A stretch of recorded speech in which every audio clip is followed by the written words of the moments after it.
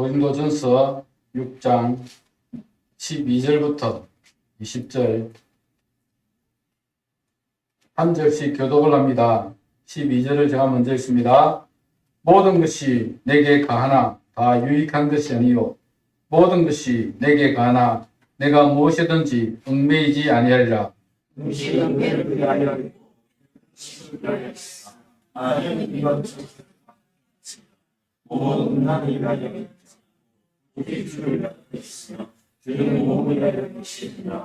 하나님이 주를 다시 살리셨고 또한 그의 권능으로 우리를 다시 살리시리라. 너희 몸이 그리스도의 지체인 줄 알고 내가 그리스도의 지체를 가지고 하나님의 지체를 가지고 결코 얻을 수 없으리라. 창녀와 합하는 자는 그와 한 몸인 줄을 알지 못하느냐. 일렀으되 둘이 한 육체가 된다 하시나니 주와 합하는 자는 한 몸이니라. 음행을 피하라. 사람이 범하는 죄마다 몸 밖에 있거니와 음행하는 자는 자기 몸에 죄를 범하느니라. 너희 몸은 너희가 하나님께로 너희 마음들이 성령의 전인 줄 알지 못하느냐.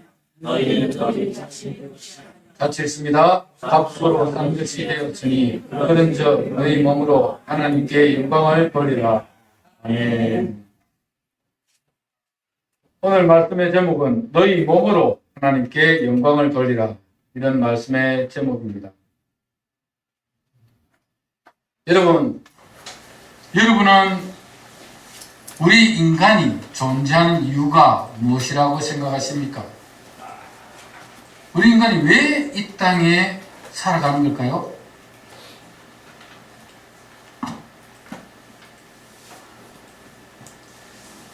오늘 우리가 살펴보고자 하는 주제가 바로 이것입니다. 우리 인간이 존재하는 이유가 무엇인가? 우리 인간이 존재하는 이유가 무엇인가?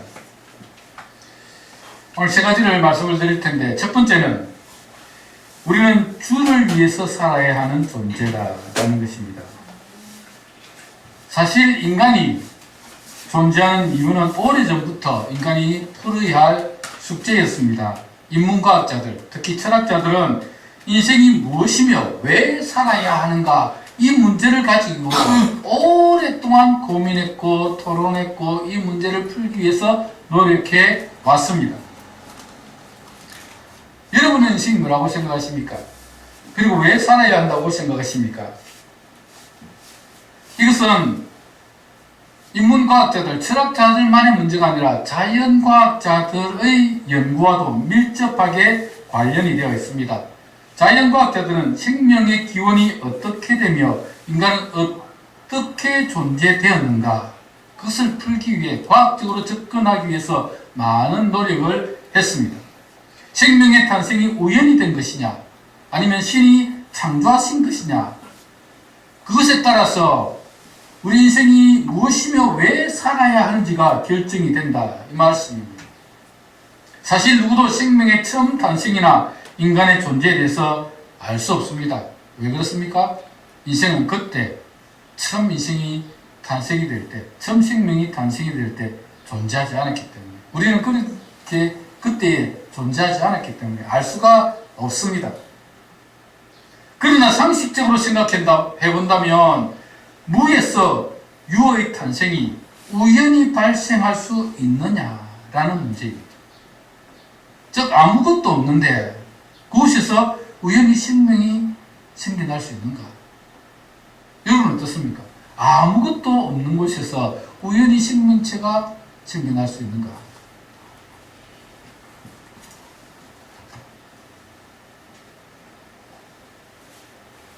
자연과학자들은 생명이 탄생하기 위해서는 필수 무기물들이 있어야 한다고 합니다. 무기물, 이 무기물질들이 있어야 되는데 이 무기물질들이 필수 무기물질들이 합성을 하여서 그래서 어떤 생명체가 탄생했을 것이다 라고 이야기를 합니다. 그러면 그 무기물질들은 어디서 왔는가? 그걸 못 밝히죠. 어디서 왔겠습니까? 알 수가 없잖아요. 우연히 무기물질이 있었다 칩시다. 그리고 그 무기물질들이 있었는데 그 무기물질들이 합성을 하기 위해서는 뭔가 어떤 전기적인 충격이 와야 됩니다. 그렇죠? 번개가 쳐서 막 무기물질들이 서로 합성을 했습니다. 그러면 그 무기물질들이 생명체가 될 수 있는가? 가능할까요? 그래서 과학자들이 실험을 해봤겠죠. 안 해봤겠습니까? 해봤지. 아무리 무기물질들을 가지고 진흙등은 이런 걸 가지고 막 전기 충격을 가하고 합성을 해봐도 여러분 생명체는 무에서 유가 창조가 되지 않습니다. 어떻게 무에서 유가 창조가 되겠습니까? 우리 지난 오후 예배 시간에 말씀을 드렸습니다. 그래서 원초 물질이 있어야 된다. 그 원초 물질, 지름 한 20cm 정도 되는 원초 물질이 있어서 그것이 어떤 대폭발을 일으키고 또 그것이 모여서 뭉쳐서 하여튼 그것에 의해서 어떤 생명체가 탄생했을 것이다. 뭐 그런 가설들을 세우는 거죠. 그러니까 어떤 생명이 탄생할 만한 무언가가 있었다는 것입니다. 그리고 그것이 점차 발전되어서 찰스 다윈은 어떤 그것이 그 원초 물질들이 단세포 동물로, 다세포 동물로, 그리고 고등 동물로, 그리고 점점 발전해서 우리 인간이 진화되었다라고 이야기를 합니다. 자, 여러분 한번 생각을 해보십시다. 지금도 과학자들이 많은 노력을 기울이고 있습니다. 과연 우리 생명의 탄생이 어디서부터일까? 생명의 탄생이 어디서부터일까? 그리고 인간은 어떻게 존재하게 되었을까? 그 문제를 가지고 많이 고민을 하고 있습니다. 그러나 성경은 우리에게 생명의 탄생의 비밀을 밝혀줍니다. 우리 인간이 모르기 때문에 하나님께서 자신이 만드신 내가 이 세상을 만들었는데 그 세상을 이렇게 만들었다라고 하면서 말씀해 주시는 게 성경이죠. 하나님은 이 땅에 인간이 존재하기 위해서 제일 먼저 한 일이 그 인간이 살 수 있는 환경을 만드는 일이었습니다. 그래서 땅을 만들고 거기에 물들을 만들고 거기에 식물들을 만들고 거기에 햇볕을 만들어서 햇볕이 비쳐야 식물들은 광합성 작용을 하지 않으면 살아갈 수가 없지 않습니까? 햇빛을 받아서 광합성 작용을 하고 식물들이 있으니까 이제는 동물들을 만들고 바다의 물고기들을 만들고 땅에 기는 것들을 만들고 공중의 새들을 만들었습니다. 그렇게 다 만들고 나서 제일 마지막에 만든 것이 하나님의 형상을 닮은 인간. 하나님의 형상을 닮은 인간을 창조했다. 그렇게 말씀하고 있습니다. 인간은 하나님의 형상을 닮은 존재로 창조되었습니다. 그래서 인간은 하나님의 모습을 보여주어야 합니다. 하나님의 그 모습, 형상을 보여줘야 합니다. 이것을 반사라고 이야기하는데 지난 시간에 오후 예배 시간에 배웠는데 오늘도 여러분이 좀 안 나오신 분들이 많아서 좀 더 복습을 하려고 합니다.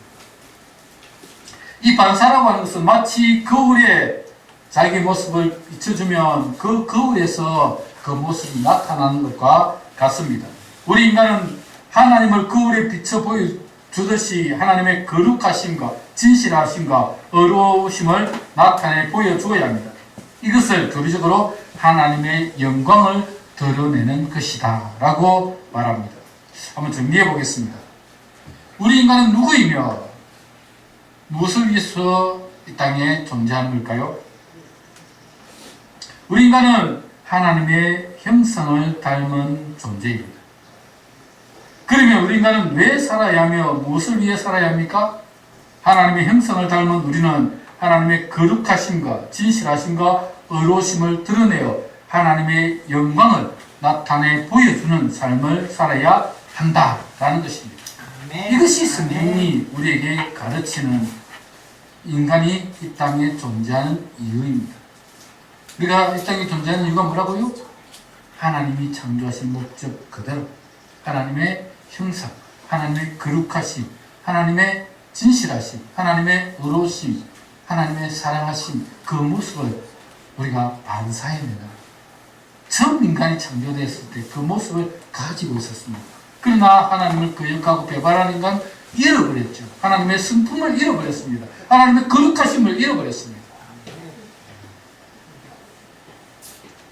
우리가 이 땅에 존재하는 이유는 하나님께서 우리를 창조하신 이유는 바로 그것입니다. 그래서 이사야 43장 21절에서는 하나님의 백성들이 이 세상에 존재하는 이유를 이렇게 설명하고 있습니다.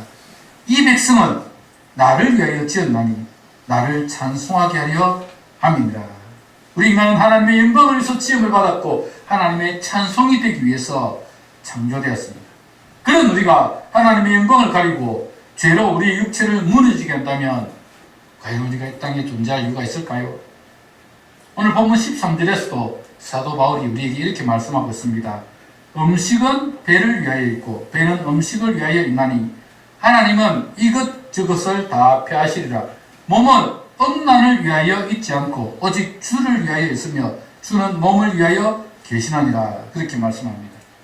하나님이 창조하신 우리 육체가 음란을 위해서 존재해서는 안 된다고 말씀을 합니다. 하나님이 창조하신 우리의 육체를 자신의 쾌락을 위해서 음란하게 사용한다면 하나님의 영광을 가리는 것이며 하나님의 영광을 나타내지 못하는 일입니다. 우리 육체는 음란을 위해서 존재하는 것이 아니라 오직 주를 위해서 존재한다. 그렇게 말씀하고 있습니다. 그래서 우리는 음란을 피해야 합니다. 음란을 피해야 하는데 그렇다면 어떻게 음란을 피할 수 있을까요? 제가 이런 글을 읽어본 적이 있습니다. 문제를 일으키는 남자의 뒤에는 여자가 있고 여자의 뒤에는 돈이 있다. 그만큼 남자는 여자에 약하고 여자는 돈에 약하다. 이런 말이겠죠. 안셀럼이라는 사람은 우리에게 이렇게 경고하고 있습니다. 다른 모든 죄는 싸워서 이겨야 한다면 음란은 도망쳐야 한다. 여러분, 다른 죄들은 싸워서 우리가 이겨야 되지만 음란은 싸워서 이길 수 없는 상대다는 것입니다. 그렇지 않습니까? 우리가 아무리 경건하게 살려고 노력해도 여자의 유혹을 뿌리치기는 힘듭니다. 그래서 음란은 싸우는 것이 아니라 피하는 것입니다. 다시 말씀을 드리면 그런 곳에 안 가야 돼. 그런 환경을 안 만들어야 됩니다. 그래야 음란에 빠지지 않는 것입니다. 잠언 6장 27절에서 29절에 보면 이렇게 말씀합니다. 사람이 불을 품에 품고서야 어찌 그의 옷이 타지 아니하겠으며 사람이 숯불을 밟고서야 어찌 그의 발이 되지 아니하겠느냐. 남의 아내와 통간하는 자도 이와 같을 것이라. 그를 만지는 자마다 벌을 면하지 못하리라. 여러분, 불을 품고 사는 사람이 그 옷이 멀쩡할 수가 없고 숯불을 밟고 있는 사람이 그 발이 무사하지 못한 것처럼 남의 아내와 음란을 행하면 결국은 파멸에 이르게 될 것이다 라는 말씀입니다. 사랑하는 여러분, 하나님의 형성을 닮은 우리가 음란을 피해야 하는데 음란을 피하기 위해서는 어떻게 해야 된다고요? 도망쳐야 된다. 가까이 있으면 안 된다.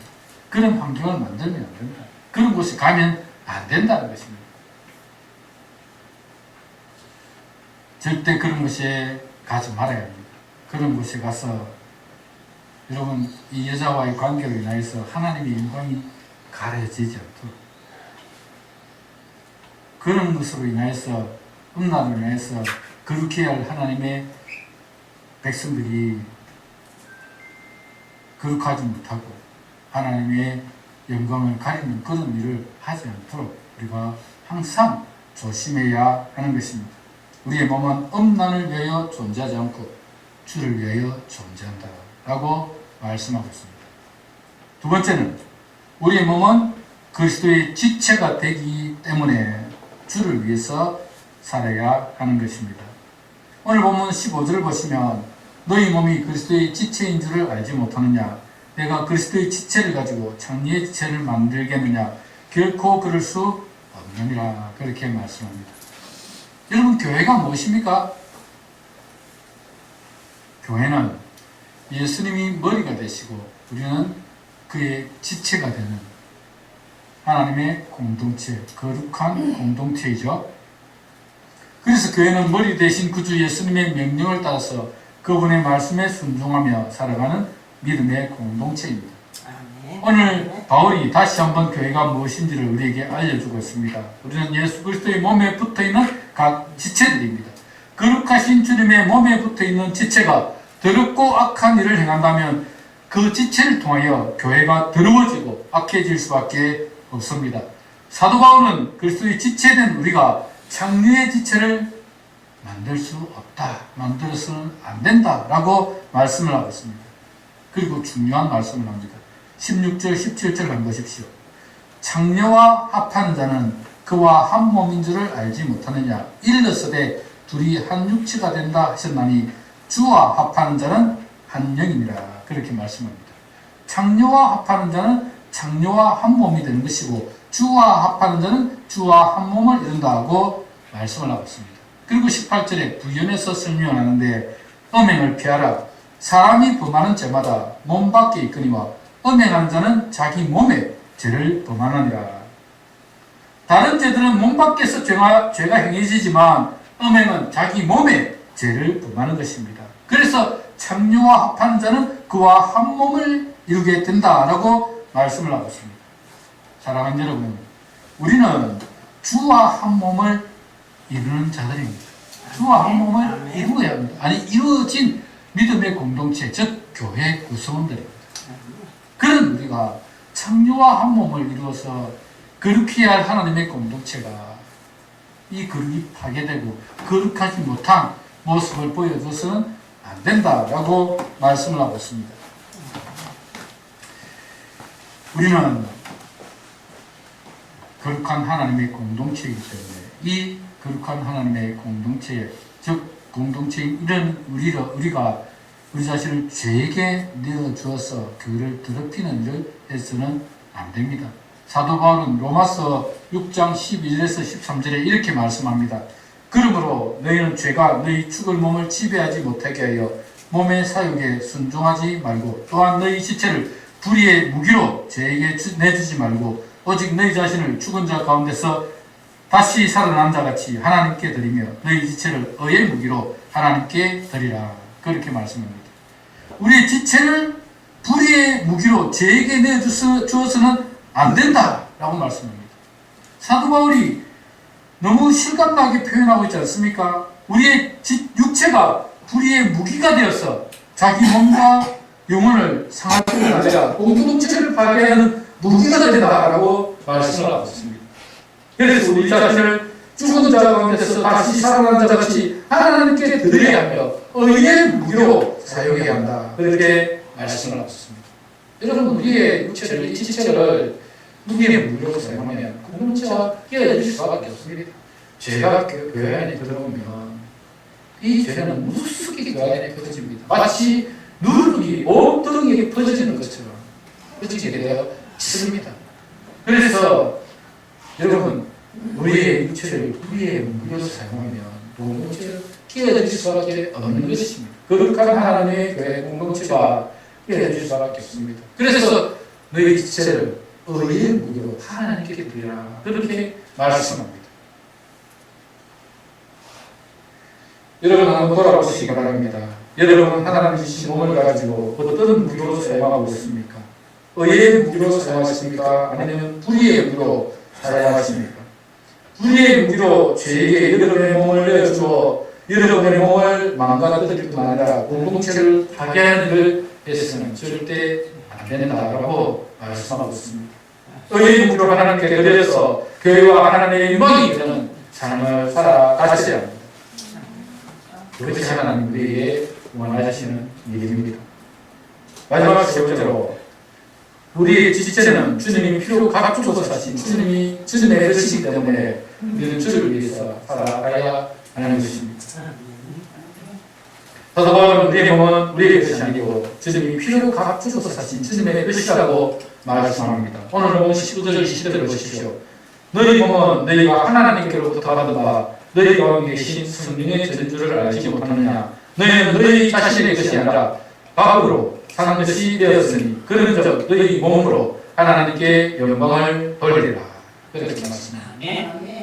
여러분, 예수님이 우리를 피의 값으로 사셨다. 그렇게 말씀합니다. 값으로 사셨다. 이게 값으로 산 것이 되었다라는 이 말을 이해하려면 그때 당시의 상황을 이해해야 합니다. 2000년 전에는 노예가 있었습니다. 여러분도 잘 아시죠? 노예가 있었습니다. 노예는 돈으로 사기도 하고 팔기도 하는 그런 존재였습니다. 돈을 주고 산 노예는 그 주인의 소유가 되었습니다. 당시 노예는 그야말로 말하는 짐승이었다 라고 표현될 정도로, 왜냐하면 어떤 가축 정도밖에 생각하지 않았습니다. 그것보다 좀 더 높은 이런 말을 하는 짐승이었습니다. 그래서 주인이 시키는 일은 무엇이든지 해야 합니다. 그런데 그 노예가 좋은 주인을 만나면 그래도 인격적인 대우를 받고 자기 일을 했을 때 칭찬도 듣고 일에 대한 인정을 받기도 했습니다. 그러나 나쁜 주인을 만나면 그야말로 지옥과 같은 생활을 했습니다.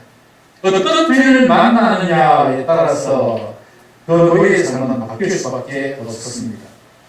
우리가 죄의 노예가 되어서 죄를 따라 살아갈 때 얼마나 비참했습니까? 죄의 노예가 문제를 보시면 죄가 시키는 대로 하면서 살아가면 이제 괴롭습니다. 괴로울 수밖에 없어요. 그렇게 안 살아봐서 모르시겠죠. 죄의 노예가 돼서 죄의 노예로 살아가면 정말 인생이 괴롭고 비참해집니다. 죄의 노예로 살다가 결국은 죄와 함께 멸망할 수밖에 없는 존재입니다. 그런 우리를 예수 그리스도께서 십자가에 달려서 피를 흘려 주심으로 죄의 노예인 우리를 사하셨습니다. 이것을 속량이라고 하는데, 이 속량이라는 말은 돈을 주어 샀어, 그를 구속해 주었다. 돈을 주고 사면 그 주인이 자기의 소유로 삼거나 아니면 그에게 자유를 줄 수 있습니다. 자유를 주기도 합니다. 어쨌거나 그를 속량, 죄의 값을 지불한 그 피로 그에게 값을 지불하고 그를 산 겁니다. 바울은 에베소 교회에 보낸 편지에서 이렇게 말씀합니다. 에베소서 1장 7절을 보면 우리는 그리스도 안에서 그의 은혜의 풍성함을 따라 그의 피로 말미암아 속량 곧 죄의 사함을 받았느니라, 그렇게 말씀합니다. 우리는 그리스도의 피로 말미암아 죄의 노예에서 속량을 받았어 죄의 사함을 받았습니다. 이것은 우리가 일을 잘해서도 아니고 머리가 좋아서도 아닙니다. 오직 그분의 은혜의 풍성함 때문에. 여러분, 정말 우리는 은혜로 구원을 받은 겁니다. 은혜로. 여러분 중에서 하나님 보시기에 야, 저는 진짜 됐다 이러고 싶은 사람 몇 명이나 있겠습니까? 제가 목사지만 하나님 보시기에 저거 아직도 제 습관을 못 버리고 아직도 성질 부리고 있네. 하나님 몇 번이나 참았겠습니까? 못해도 수십 번, 수백 번 참았을 것입니다. 다 그렇습니다. 저도 그렇지만 여러분도 마찬가지입니다. 그럴 때마다 하나님은 참으시고 인내하시고 은혜를 베푸셔서 우리를 그 가운데서 속량하시고 구원해 주시고 하나님 백성 삼아 주셨습니다. 하나님의 은혜가 아니었다면 우리는 구원받지 못합니다. 뿐만 아니라 하나님의 은혜가 아니었다면 지금까지 우리가 이 땅을 살아갈 수가 없었을 것입니다. 하나님은 은혜와 자비가 풍성하신 분이시다는 게 얼마나 우리에게 축복인지 모릅니다. 정말 죄의 노예로 살아가는 것과 하나님의 자녀로 살아가는 것이 얼마나 큰 차이가 있는지 여러분이 친히 느꼈을 것이라고 생각이 듭니다. 우리를 피로 값주고 사셔서 하나님의 자녀로, 하나님의 양아들로 삼아주신 것이 감사할 따름입니다. 우리가 그렇게 구속함을 받아서 날마다 하나님의 은혜에 감사하며 하나님의 명성에 무과되지 않도록 살아야 하는데 정말 그렇게 살아가는가라는 것입니다. 사도 바울은 너희가 값으로 산 것이 되었으니 그런즉 너희 몸으로 하나님께 영광을 돌리라 그렇게 말씀하고 있는데 우리가 그렇게 사는 것이 당연함에도 불구하고 우리 인간은 조금만 잘해주면 그것을 당연한 것으로 여기는 경우가 많습니다. 처음에는 베푸신 은혜가 감사해서 눈물 콧물 흘리며 감사를 표현하지만 그것이 오래가지 않습니다. 조금만 시간이 지나고 나면 하나님이 베푸신 은혜 그것이 당연한 것으로 여겨집니다. 은혜의 하나님께서 그렇게 잘해주셨는데 우리가 그 은혜를 받으면서도 하나님이 나에게 은혜 베풀어 주신 것은 당연하다 그 생각을 하고 조금만 우리에게 고난을 주시거나 조금만 우리에게 어려움을 주시면 그때부터 원망과 불평이 시작됩니다. 참 인간이 간사합니다. 여러분 정말 간사해요. 많이 느낍니다. 제가 살아가면서 저 자신에게서 느끼는 겁니다. 정말 인간이 간사합니다. 하나님이 그렇게 은혜를 베풀어 주셨는데 베풀어 주실 때 처음에는 그렇게 감사하며 눈물 콧물 다 짜고 그렇게 해놓고 지금은 그 은혜가 당연한 것처럼 느껴지고 조그만한 어려움만 줘도 조그만하게 시련을 주면 불평하고 원망하고 그렇게 살아가는 것이 우리 인생인 것 같습니다. 구약시대 이스라엘 백성을 보면 우리의 모습이 보입니다. 하나님께서 모세를 통해서 애굽 땅에 10가지 재앙을 내려서 애굽 땅에서 종살이하던 이스라엘 백성들을 구원해 내셨습니다. 여러분 애굽 땅에서 이스라엘 백성들이 종살이했던 거 다 알고 계시지 않습니까? 그들을 그 하나님의 권능의 팔로 10가지 재앙을 애굽 땅에 내려서 구원해 주셨으면 그들에게 자유를 주셨으면 얼마나 감사하겠습니까? 그래서 이스라엘 백성들이 그때는 감사했다고. 그런데 애굽에서 나와서 광야길을 가는 동안에 물이 없다고 목이 마르다고 원망하기 시작합니다. 그러더니 이제는 만나가 지겹답니다. 하늘에서 매일 농사도 안 짓는데 매일 하나님께서 만나를 내려주시며 처음에는 만나를 주시니까 야 하나님께서 이 만나를 주시네 하면서 그걸 가지고 떡을 구워 먹기도 하고 볶아 먹기도 하고 온갖 요리를 다 해먹었습니다. 그런데 한 몇 달 그걸 먹어보니까 맨날 똑같은 만나 똑같은 거 그거 먹으니까 이제 지겨운 겁니다. 그래서 하나님 또 원망합니다. 하나님 우리가 애굽에서 있을 때는 그래도 고기국이라도 먹고 애굽에 있을 때는 고기라도 삶아서 먹었는데 여기는 맨날 만나 말고는 먹을 게 없습니다. 원망하고 불평합니다. 그래서 하나님께서 그들을 위해서 또 메추라기를 몰고 오시는데 그들이 한 달 동안 실컷 먹고 남을 수 있도록 메추라기를 그들에게 몰아주었습니다. 여러분의 인생이 정말 그런 것 같아요. 정말 그런 것 같습니다. 참 우리에게 구원을 베풀어 주실 때는 야 하나님이 그 크신 권능으로 우리를 구원해 주셨다 막 기뻐하고 좋아하고 그랬는데 우리에게 조그만 불평함이 있고 조그만 어려움이 생기면 원망하고 불평하고 그런 게 우리 인생인 것 같습니다. 그래서 이스라엘 백성들이 그렇게 원망하고 어려움 때문에 불평하면서 했던 게 우리가 애굽으로 돌아가자.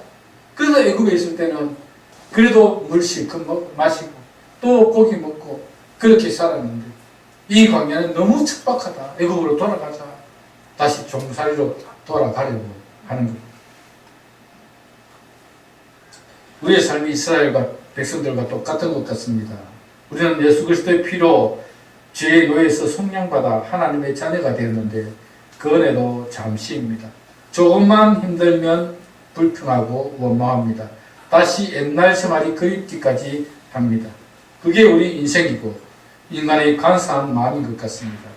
그래서 우리가 정말 하나님의 자녀로 살아가기 위해서는 날마다 우리의 몸의 행실을 죽여야 합니다. 로마서 8장 13절에서 14절에 보면 이렇게 말씀합니다. 너희가 육신대로 살면 반드시 죽을 것이로되 영으로서 몸의 행실을 죽이면 살리니 무릇 하나님의 영으로 인도함을 받은 사람은 곧 하나님의 아들이라. 그렇게 말씀합니다. 육신대로 살면 어떻게 된다고요? 반드시 죽을 것이로되 영으로서 몸의 행실을 죽이면 살게 될 것이다. 옛날 육신의 모습도 옛 성품을 따라 살면 결국은 우리가 파멸에 이르고 맙니다. 그런데 영으로서 우리의 몸의 행실을 죽이면 우리가 살게 될 것이다. 고 말씀합니다. 제가 항상 말씀을 드리지만 우리는 날마다 내려놓는 연습을 해야 된다라고 말씀을 드립니다. 내가 살아있으면, 내 자아가 살아있으면, 내 욕심이 살아있고 내 욕망이 살아있으면 여러분 하나님이 영광을 받으실 수가 없습니다. 내 욕망 때문에, 내 자존심 때문에 하나님의 영광이 가려집니다. 내 자존심과 내 욕심 때문에 교회 공동체가 파괴됩니다. 이것과의 관계가 틀어집니다. 그것 안 내려놓으면 형제를 사랑하기도 힘들고 이해하기도 힘들고 품어주기도 힘듭니다. 그래서 우리는 날마다 나를 십자가에 못 박아 죽여야 합니다. 사도 바울이 말씀하고 있는 나는 날마다 죽노라. 날마다 죽는 연습해야 합니다. 날마다 내려놓는 연습해야 합니다. 그래야 나를 통해서 교회 공동체가 살아나고 나를 통해서 하나님의 영광을 받으시는 겁니다. 내가 죽어야 내 안에 성령께서 나를 인도해 주십니다. 나로 죽고 예수로 사는 인생을 살아야 합니다. 날마다 나를 내려놓는 연습을 할 때 그때에 교회 공동체가 회복되고 하나님의 영광을 받으시는 겁니다. 사랑하는 여러분, 오늘 사도 바울이 하시는 말씀을 기억하시기 바랍니다. 우리는 주님의 피로 값주고 산 것이 되었으니 그런즉 우리의 몸으로 하나님께 영광을 돌리라. 피로 값주고 산 것이 되었으니 그런즉 너희 몸으로 하나님께 영광을 돌리라. 사랑하는 여러분, 하나님의 영광을 가리는 삶을 살지 마시기를 바랍니다. 날마다 여러분 자신을 십자가에 못 박고 날마다 자신을 버리는 연습을 하셔서 내가 아니라 하나님의 영광을 받으시도록 해야 하는 것입니다. 여러분 모두가 하나님의 영광을 위해 살아가셔서 우리 민안교회는 정말 하나님의 영광이 되는 교회가 되기를 주님의 이름으로 축복합니다. 아멘. 말씀을 기억하면서 함께 기도하도록 하겠습니다. 기도할 때 하나님, 우리가 이 땅을 살아가는 동안에 정말 하나님의 영광이 되는 삶을 살아가는 우리들 되게 하여